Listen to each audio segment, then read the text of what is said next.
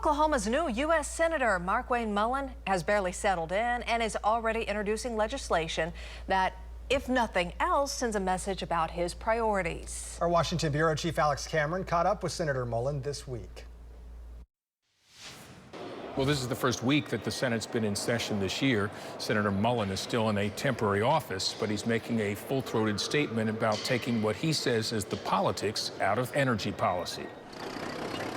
Canceling the Keystone XL pipeline and putting a moratorium on new federal drilling permits were policy decisions President Biden said were made with the nation's economic and environmental future in mind.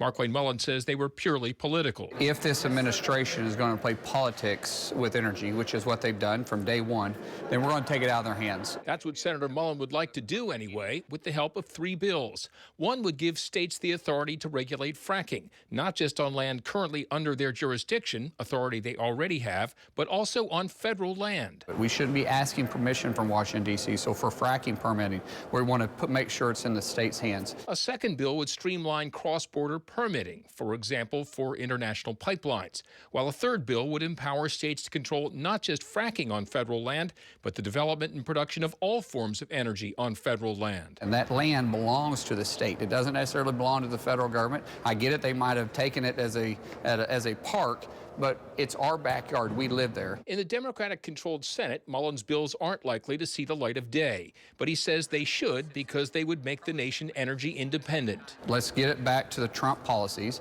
and that shouldn't be a partisan issue. That should be a bipartisan issue. It's good for all of us. Mullin served on the Energy and Commerce Committee in the House. He's still waiting to learn his committee assignments in the Senate. His top priority is defense. In our Washington Bureau, I'm Oklahoma's own Alex Cameron.